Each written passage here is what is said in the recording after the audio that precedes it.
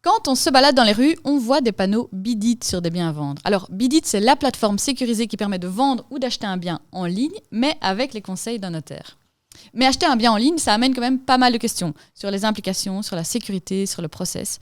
Autant de points qu'on va aborder aujourd'hui avec David Remy, notaire et porte-parole de notaire.be. Bonjour David. Bonjour. Vous écoutez Notaire Echo, une initiative de notaire.be. Alors David, pour commencer, Bidit, c'est quoi exactement ?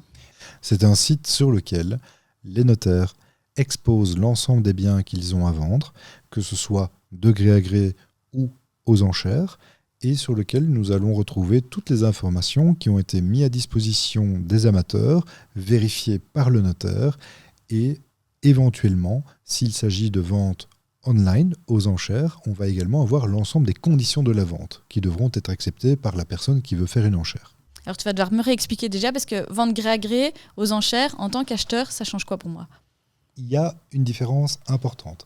Dans le cadre de la vente de gré à gré ou dans le cadre de la vente aux enchères, c'est dans la manière dont je vais formuler mon offre que ça va être un petit peu différent. Dans le cadre d'une vente de gré à gré, classiquement, je vais visiter mon bien, j'ai pris connaissance sur le site de toutes les conditions de la vente, de tous les documents que le notaire a pu vérifier, a pu sécuriser, et en fonction de tout cela, je vais pouvoir remettre une offre.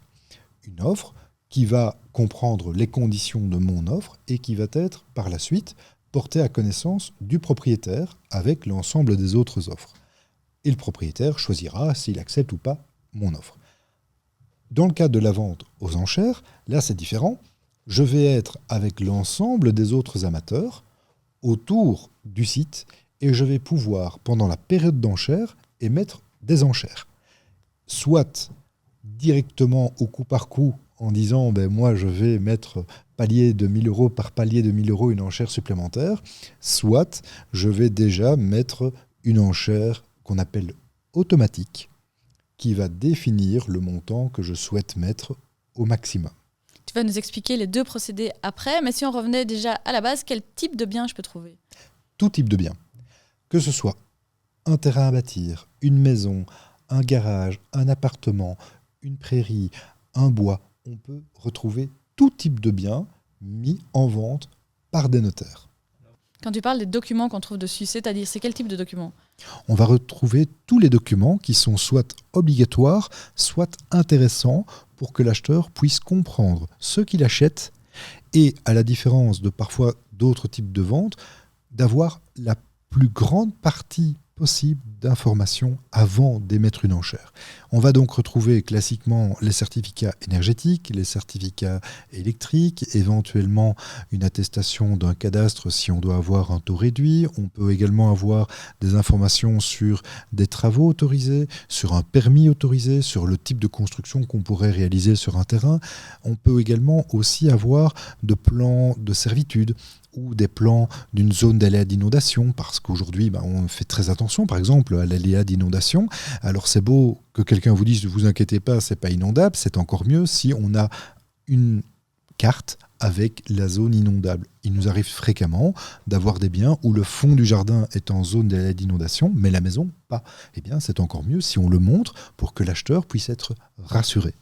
Donc on est bien d'accord, c'est pas un site sur lequel il y a quelques biens avec quelques photos et une description du bien, c'est vraiment un dossier complet qui permet à l'acheteur d'avoir vraiment toutes les cartes en main à partir du moment où il est intéressé. Le notaire qui accompagne le vendeur à mettre son bien en vente va tout faire pour compléter ce dossier de manière la plus exhaustive possible pour que l'acheteur soit en mesure d'exprimer une offre sans avoir crainte de découvrir des problèmes par la suite. Donc effectivement, c'est le plus complet possible. C'est pas juste quelques photos et un petit descriptif de la maison ou du terrain. C'est vraiment un dossier complet dans le cadre duquel on peut aller jusqu'à toutes les vérifications, que ce soit cadastrales, hypothécaires, urbanistiques, etc. Il arrive également que l'on puisse déjà mettre également les conditions de l'offre ou le cahier des charges de la vente. Bref, tout pour que l'acheteur soit tranquillisé sur ne pas découvrir un problème par la suite. Alors, tu as mentionné brièvement le fait qu'il y avait des ventes en gré à gré et des ventes aux enchères. Tu peux expliquer un petit peu ? Alors, les notaires peuvent exposer les biens aux enchères, la vente publique, puisque seuls les notaires sont autorisés à réaliser la vente publique, et nous avons également la vente de gré à gré. Comme tout un chacun, nous pouvons exposer les biens de gré à gré. Et c'est quoi une vente de gré à gré ? Justement, j'allais te l'expliquer. Donc, la vente de gré à gré, c'est un système où l'amateur va offrir un prix avec des conditions. Il ne va peut-être pas être le seul, il y en a peut-être plusieurs, et l'ensemble de ces offres vont être communiquées au propriétaire qui pourra choisir et décider d'accepter une offre ou l'autre. On est dans le cas d'une vente négociée. C'est la vente classique qu'on connaît. C'est la vente classique que tout le monde connaît. D'autre part, on a la vente Bidit Online, qui est en fait le renouveau de la vente publique, qui est tout simplement le jeu des enchères. Le bien est présenté, et au lieu d'avoir une offre, c'est un ensemble d'enchères par l'ensemble des amateurs qui vont être portés, mais non pas dans l'arrière-salle d'un café comme ça existait dans les années 80 ou 90, mais sur le site internet directement. Donc sur le site Bidit, on voit et on peut suivre l'ensemble de la progression des enchères. Et donc, c'est vrai que quand tu parles d'arrière-salle de café, c'est vrai que les ventes aux enchères, c'est un peu l'image qu'on a, ou en tout cas que j'ai. On peut vraiment trouver tout type de biens dans ces ventes aux enchères. Tout type de biens, que ce soit un bien tout neuf soumis à TVA, que ce soit un bien rénové. On a également des biens qui sont beaucoup plus importants. Ça peut être des ensembles agricoles, ça peut être des bois, des prairies. J'ai encore vendu il n'y a pas longtemps une prairie qui était destinée à des scouts, par exemple. On a aussi des usines, on a des chancres industriels. Il y a vraiment tout type de biens que l'on peut présenter à la vente. Alors j'ai peut-être aussi un autre biais quand on me parle de vente aux enchères. J'ai l'impression que je vais essayer d'avoir le prix le plus bas possible ou de faire la meilleure affaire. Est-ce que c'est vraiment le cas ?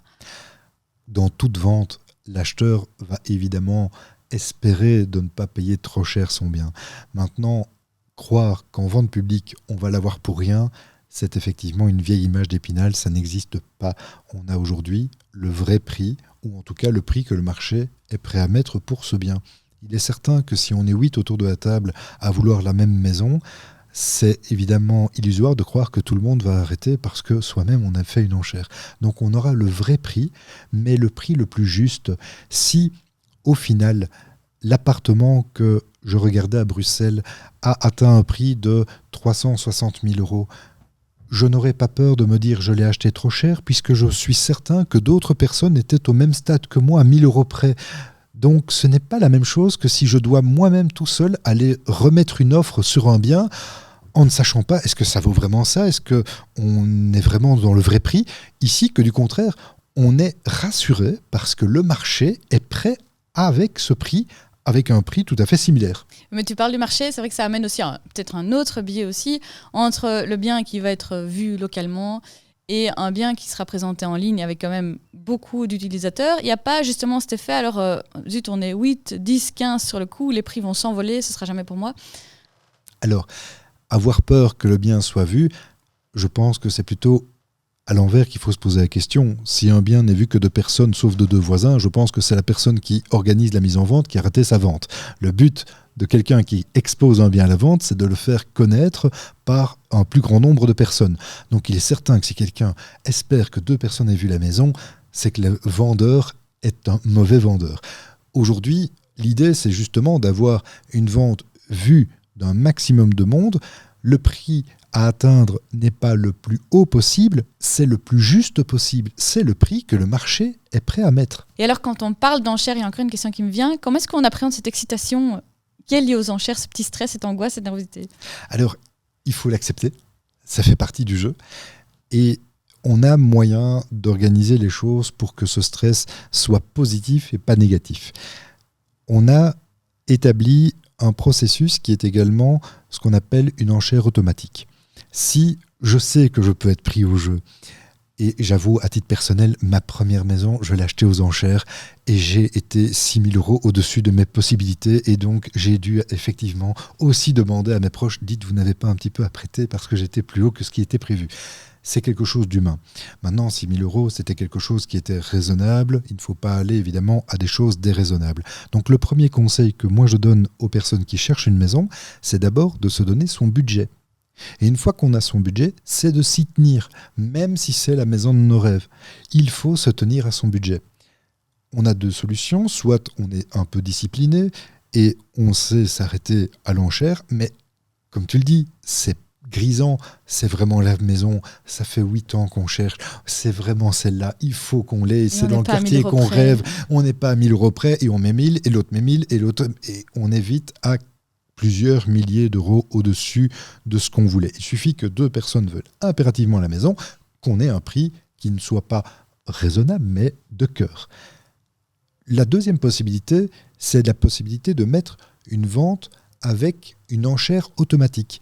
Je sais que je peux aller jusqu'à 360 000 euros pour mon appartement. Mon banquier m'a dit, pas de problème, je te suivrai jusqu'à ce prix-là. Eh bien, on peut directement mettre 360 000. Et le système va monter de 1 000 euros l'enchère de la personne avant nous. Donc, si on est à 340, il va marquer 341 et ainsi de suite. Mais jamais en ne dépassant le plafond qu'on s'est mis. Maintenant, si tout le monde s'arrête à 348 000, tant mieux, on n'a pas été jusqu'au plafond, mais au moins on est certain de ne pas dépasser le montant maximum qu'on s'était autorisé. Si on arrive à ce montant, on recevrait une information disant « vous avez le montant de votre enchère qui est atteinte, est-ce que vous souhaitez remettre une autre enchère ou pas ?» Mais on est au moins avec une certitude de ne pas dépasser son budget. Tu as mentionné le banquier. En fait, quand je vais sur le site Bidit, c'est pas juste voir des biens et puis éventuellement les visiter par la suite. Il y a quelque chose qui me lie à partir du moment où je mets une offre. Du coup, avant de vouloir enchérir, qu'est-ce que je mets en place? Qu'est-ce que je dois aller voir? Quels sont les documents que je prépare? Dès lors que l'on remet une enchère, on est lié par le montant de son enchère. On va même aller plus loin, on est lié après l'adjudication jusqu'au 5e enchérisseur. Donc on ne fait pas une enchère pour du beurre. On est réellement tenu. C'est la différence avec une offre. Dans le cas d'une vente de gré à gré, je fais une offre, je peux très bien dire mon enchère me lie pour 24 heures ou pour 3 jours ou pour une semaine. Par contre, une enchère sur le site Bidit Online aux enchères, là, on est réellement tenu. On ne peut pas se débiner, on ne peut pas se dire « Oh, je me suis trompé, merci, au revoir ». Non, on est tenu. Et le notaire peut poursuivre la personne parce qu'elle s'est engagée. Maintenant, comment est-ce qu'on peut savoir « Mais combien est-ce que je peux mettre ?» Eh bien là, c'est tout simplement le vendeur et l'acheteur qui vont essayer d'organiser un petit peu les choses. Dans le cadre d'une vente publique aux enchères, là, par contre, c'est uniquement l'acquéreur qui va pouvoir dire, moi, quelles sont mes possibilités. Si il ne sait pas du tout comment ça se passe, il va voir son banquier qui va lui dire, voilà, moi, l'enchère vaut autant. Est-ce que oui ou non, vous allez me suivre? J'ai envie de monter jusqu'à 380 000 euros pour cette maison. Si le banquier dit, désolé monsieur, vous n'avez une possibilité de crédit que jusqu'à 360 000, il faut pouvoir s'arrêter à 360 000 euros. Je décide, je veux acheter un bien. Je regarde bien sur Bidit, et puis après, comment est-ce que ça s'organise? Est-ce que je vais d'abord voir mon banquier? Est-ce que je peux visiter ce bien? Raconte-nous un peu les étapes. D'accord. À partir du moment où on voit le bien en vente, d'abord, il faut aller le visiter. Il y a toute une série de clichés, de photos sur le site. On essaye même d'organiser des visites virtuelles avec des plans 3D, avec des vidéos parfois, des maisons. Il ne faut pas hésiter à visiter déjà de manière virtuelle le bien, mais surtout de manière réelle.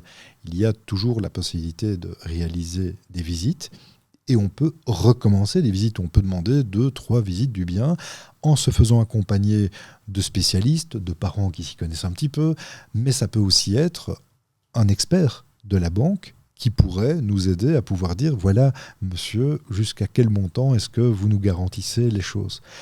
C'est donc évidemment dès le début, et je pense même avant d'avoir trouvé la maison de nos rêves, que l'on doit connaître son budget. Je n'imagine même pas quelqu'un qui commence à regarder des maisons sans connaître son budget financier. Donc c'est la première étape de disposer d'une information claire de la part de sa banque en disant par rapport à mes revenus, par rapport à mes apports, qu'est-ce que je peux emprunter? Et en fonction de ça, on va voir les maisons qui peuvent nous intéresser. Dans le cadre de vente aux enchères, on ne sait jamais le prix que ça atteindra. Par contre, on sait le prix que l'on ne peut pas mettre sur la table parce qu'on ne dispose pas de ces sons. À partir de là, eh bien, on doit se caler sur ce montant.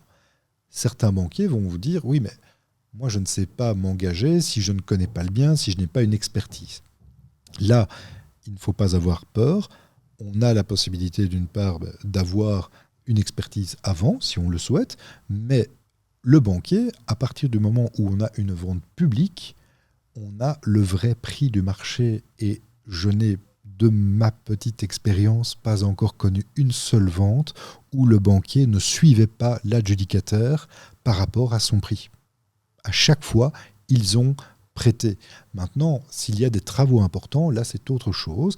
Il arrive fréquemment de maisons à rénover où là, il peut y avoir des nécessités d'une deuxième expertise pour la hauteur des travaux à faire. Mais payer le prix, il n'y a pas de difficulté en vente publique pour autant que l'on soit dans son budget. Donc si on continue le processus, on a été visiter le bien, on a été voir son banquier, et puis après quoi? On revient sur le site et c'est là que ça se passe. Avant, on va lire toutes les conditions et tous les documents mis à disposition. C'est essentiel. Dans ces conditions, on va savoir à partir de quand on est propriétaire, on va savoir est-ce que le bien est libre, pas libre tout de suite, on va connaître les conditions peut-être spéciales, une servitude qui serait renseignée, un droit d'accès pour un voisin à une pièce, tiens, le compteur d'eau du voisin est sous la cave, enfin, toute une série de particularités. On va aussi connaître les détails techniques de la vente. Et toutes ces particularités, ces détails techniques, il y a des documents que, en tant qu'acheteur lambda, peut-être que je ne comprendrai pas. Je les prends tous et je les montre à mon notaire à moi qui peut me guider. Alors, on prend d'abord tous ces documents, on les lit. Les notaires peuvent répondre à toutes les questions qui sont effectivement sur ce bien. Il ne faut pas hésiter, le notaire qui met en vente la maison, à vérifier tout cela. C'est le premier qui peut renseigner. Poser la question à un autre notaire, c'est très bien, mais peut-être qu'il ne connaîtra pas aussi bien les conditions de la vente que celui qui les a rédigées. Je pense que c'est d'abord l'auteur qu'il faut interroger avant d'interroger l'interprète. Dès lors, le notaire est le premier interlocuteur pour répondre à toutes ces questions. À titre personnel, j'organise des séances de visioconférence où j'aide les personnes à répondre à toutes leurs questions. J'en ai encore tenu une hier soir où j'avais 7-8 amateurs qui ont écouté les conditions de la vente et 2-3 qui m'ont posé des questions particulières sur tiens, est-ce que je peux avoir une réduction? Tiens, là, vous indiquez une servitude, mais est-ce que ça pose un problème si je veux bâtir? Bref, on est là à disposition des personnes. On continue dans notre processus. Donc j'ai lu tous les documents, j'ai posé toutes les questions à mon notaire, au notaire qui s'est chargé de les mettre en ligne. Et après, qu'est-ce qui se passe? À partir du moment où on connaît les conditions de la vente, à partir du moment où on a visité le bien, on est à même de pouvoir se dire cette maison, je pense qu'elle vaut autant. Mais aussi, je sais que je suis capable de payer autant. À partir de là, on se connecte sur le site et soit, si c'est une vente de gré à gré, on émet une offre et on la dépose sur le site, soit c'est une vente aux enchères online, et là, on participe aux enchères. Si on n'a jamais participé aux enchères, c'est pas un problème. Il y a un simulateur, on n'a qu'à essayer et voir, c'est mieux de le faire avant le dernier jour, mais de voir comment ça fonctionne, est-ce que ma carte d'identité est bien active, si on est résident étranger, est-ce que je ne dois pas avoir un accès au site, etc. Il ne faut pas hésiter à poser les questions au notaire, mais aussi aller voir sur le site. Le premier onglet, c'est essayer une vente online. À partir du moment où on est prêt, il y a un gros bouton rouge « Émettre une enchère ». Attention, en cliquant dessus, on va devoir accepter les conditions de la vente. Donc c'est important de les avoir lues avant, parce qu'on va devoir cliquer en disant « je les accepte ». Pas question de dire après « j'étais pas d'accord sur une petite clause ». Donc on les accepte de manière inconditionnelle. Et ensuite, on émet le montant de son enchère. Soit en direct avec un prix fixe, soit une enchère automatique. Et une fois que les enchères sont mises, ça dure combien de temps? Et qu'est-ce qui se passe après? Tu as 8 jours d'enchères. Ces 8 jours d'enchères sont là pour déterminer effectivement quelle est l'enchère maximum. Alors traditionnellement, les premiers jours, très peu d'activités se déroulent. Tout se déroule dans les dernières minutes. Dans le cadre de cette clôture d'enchères, à partir donc du 8e jour, nous avons un montant. Alors, généralement, ça s'arrête à une heure fixe, mais si une personne émet une enchère dans les 5 dernières minutes, on va prolonger cette espèce de sablier, ce décompte du temps, de 5 minutes supplémentaires. Donc, il ne faut pas croire qu'on va attendre les 4 minutes 58 avant de recliquer pour faire une offre. Ça ne sert à rien. Le système va être prolongé de 5 minutes. Et ainsi de suite, jusqu'au moment où, pendant 5 minutes, plus personne n'a émis d'enchère. Donc, on n'est pas dans le cadre d'une course avec un sprint, il ne faut pas se précipiter. On a le temps de la réflexion. Et une fois que l'on a le montant des enchères qui est clôturé, que va-t-il se passer ? Le notaire est informé du montant, les amateurs aussi, les propriétaires aussi, s'ils ont suivi la vente. Le notaire va alors téléphoner auprès des propriétaires ou leur écrire et leur dire « voilà, nous avons atteint tel prix ». Les propriétaires ont un délai de réflexion qui est de quelques jours, 10 jours au maximum, et durant ce délai, eh bien, ils vont pouvoir dire au notaire « oui ou non, je suis d'accord avec l'offre ». Donc, on n'est pas certain de pouvoir acheter la maison. Ce n'est pas parce que j'ai atteint 322 000 € sur tel bien que d'office, j'en serai le propriétaire. Le propriétaire a toujours le droit de ne pas accepter cette enchère. Donc le propriétaire a le droit de ne pas accepter l'enchère, mais on est bien d'accord que moi, par contre, si je l'ai mis, je suis lié à mon enchère et je ne peux pas me retirer pendant 10 jours. Tu as tout compris, exactement. Il faut absolument être tenu de son enchère. Et le propriétaire, s'il accepte l'enchère, eh bien, le notaire contactera l'adjudicataire, lui dira félicitations, mais lui posera la question, est-ce que tu achètes seul ou est-ce que tu achètes accompagné ou au nom d'autres personnes ? Parce qu'évidemment, celui qui clique sur le bouton n'est pas forcément l'acheteur final. Si on achète à deux une maison, on ne va pas tous les deux être en même temps à cliquer sur le même bien. Il se peut aussi que le véritable acheteur soit en vacances, c'est alors un parent qui va réaliser les enchères, ça peut être au nom d'une société, bref, il y a plein de particularités. Ce qu'il faut juste retenir, c'est que la personne qui a cliqué, qui a mis sa carte d'identité, il est tenu. Donc imaginons, j'agis au nom d'une société et finalement la société n'agit pas, il n'accepte pas, désolé, le notaire va tenir pour responsable celui qui a cliqué sur le bouton. Donc ça, il faut quand même être conscient de cela. Une fois que le notaire a dit félicitations, c'est vous, qu'il a obtenu les coordonnées, le notaire va préparer un procès-verbal d'adjudication. C'est un document qui fait de l'adjudicataire le propriétaire du bien. Et ce PV est signé quelques jours après. Pourquoi quelques jours ? Parce que le notaire demande simplement qu'on verse déjà les frais, ce qu'on appelle le tantième de la vente, qui doit être payé dans les 5 jours, mais généralement le notaire attend d'avoir reçu les sous avant de signer, parce qu'évidemment c'est quelque chose d'important. Par contre, particularité importante, dès qu'on a signé, on est propriétaire. On n'a pas encore les clés, c'est vrai, mais on est déjà propriétaire du bien, on en est responsable. Donc c'est très bizarre, le notaire va toujours dire à l'adjudicataire « Est-ce que tu veux bien t'assurer contre l'incendie ?» « Pardon, mais je viens à peine de signer. » Ben oui, il faut déjà que tu t'assures contre l'incendie, c'est ton bien. Mais tu n'en auras les clés qu'au plus tard, au moment où tu auras payé le prix ou à la date convenue dans le cahier des charges. Et là, le délai, il est de 6 semaines. Donc c'est quand même très important de le savoir. Donc une fois qu'on a la clôture d'enchères, on va signer généralement 5 jours après le PV.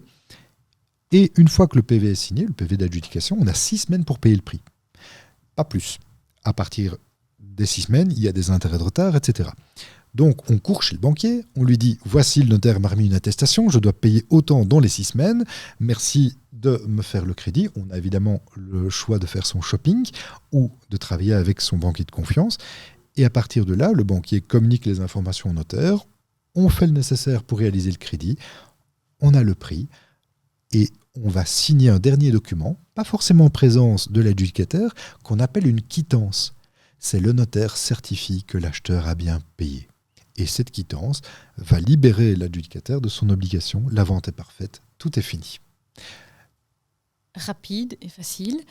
Comment ça se fait que c'est si rapide ? C'est vraiment lié au fait que c'est une vente aux enchères ou c'est lié au processus de bidit ? Alors, le délai est raccourci parce que toutes les vérifications ont été faites avant. Donc, toutes les démarches administratives qui peuvent malheureusement prendre du temps ne sont plus nécessaires puisqu'on les a fait en amont du dossier. On a déjà toutes les informations. Donc, il reste juste le délai pour l'acquéreur avoir son crédit et réaliser l'acte de crédit. Et là, en 6 semaines, c'est un délai tout à fait faisable. Oui, donc c'est ça.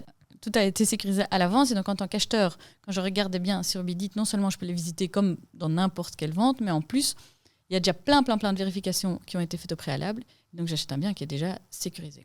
Toutes les vérifications ont été faites. Le notaire a vérifié l'urbanisme, le cadastre, l'état hypothécaire, on sait s'il y a des dettes ou pas sur la maison, on a tout vérifié, on a tout sécurisé avant. Bien entendu, le notaire va actualiser ces informations par la suite, mais en tout cas, on a tout vérifié avant. Et donc, est-ce que ça garantit qu'il n'y a pas de vice caché? Parce que le vice caché, par définition, il est caché. Donc, est-ce que le notaire pourrait avoir déterminé toutes les situations? Qu'est-ce qui se passe dans ce cas-là? Non. Le vice caché, c'est un défaut physique du bien qui n'est pas apparent. Le notaire, il est là pour vérifier tout ce qui est administratif, juridique, mais le vice caché, c'est quelque chose que l'on n'a pas pu constater lors de sa visite, que l'on découvre à l'usage du bien, et malheureusement, qui empêche d'avoir un bien normal. Je m'explique, ça peut être effectivement une canalisation qui est bouchée. C'est vrai que le notaire, oui, il va visiter la maison, les visites vont se faire, mais si le tuyau qui est au fond du jardin est bouché, on ne va pas forcément le voir. Là, le principe, c'est que l'adjudicataire, comme dans toute vente, prend le bien avec tous les vices, qu'ils soient apparents ou cachés. Sauf si le vendeur avait connaissance de problèmes et de manière frauduleuse ne l'a pas dit au propriétaire acheteur nouveau. Et dans ce cas-là, il en est responsable. Mais c'est souvent une preuve très difficile parce qu'il faut prouver que quelqu'un avait connaissance de quelque chose et de manière frauduleuse ne l'a pas dit. Donc à part un champignon qu'on a vite caché avec une plaque de Gyproc en peignant dessus, c'est assez rare de prouver un vice caché. C'est ça. Et donc ici, dans le procédé, le fait que ce soit plus rapide n'augmente pas le risque d'avoir des vices cachés, ça ne change rien dans les faits. Pas du tout. La période, que du contraire, de visite du bien, par rapport à la plupart des ventes de gré à gré, est beaucoup plus longue. Nous avons en moyenne toujours 5 semaines au minimum de visite, processus d'enchère comprise. Alors que dans le cadre d'une vente classique de gré à gré, il y a déjà eu pas mal de réalisations où moi, des personnes m'ont dit « j'ai visité une fois la maison, on m'a vite pressé de faire une offre et je n'ai visité la maison au total qu'un quart d'heure ».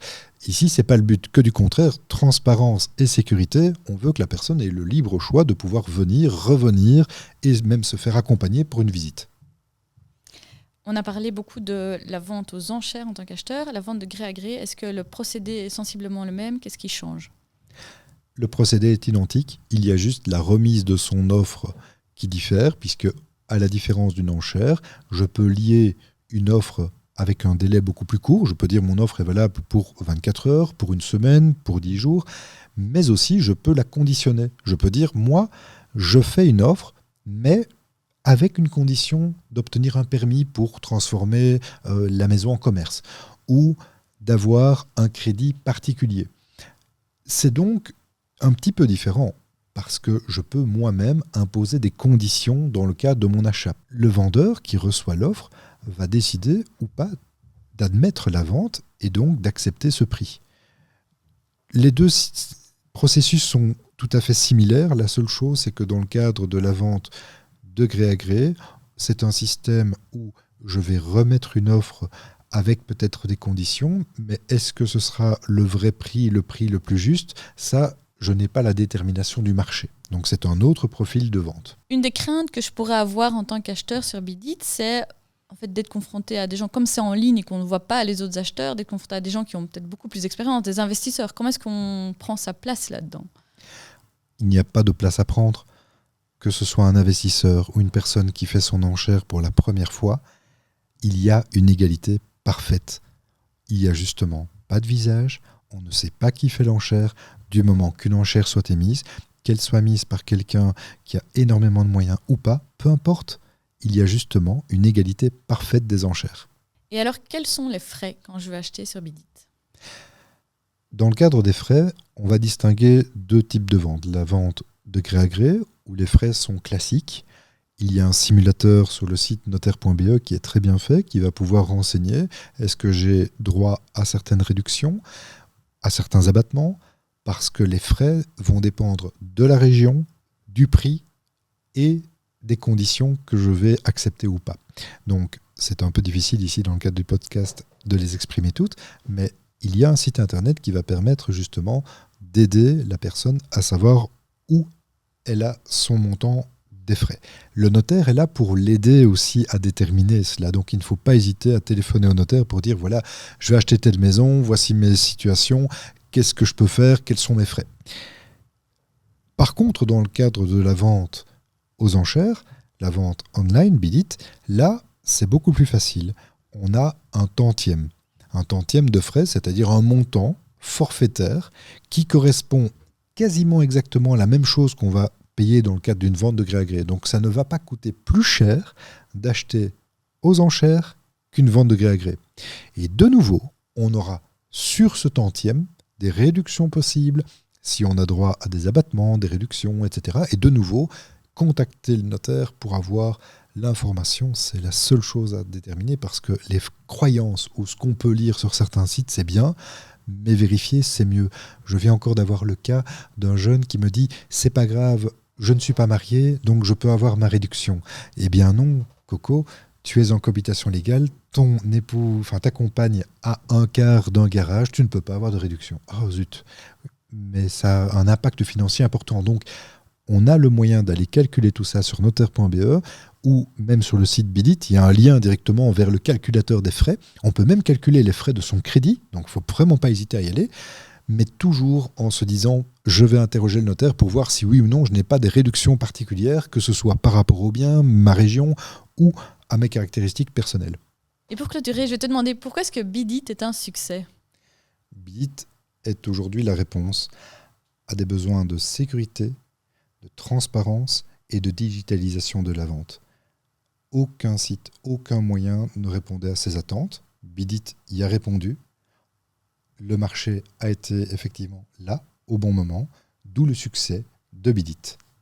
Merci beaucoup, c'était le mot de la fin. Merci beaucoup pour toutes ces clarifications. Merci à toi.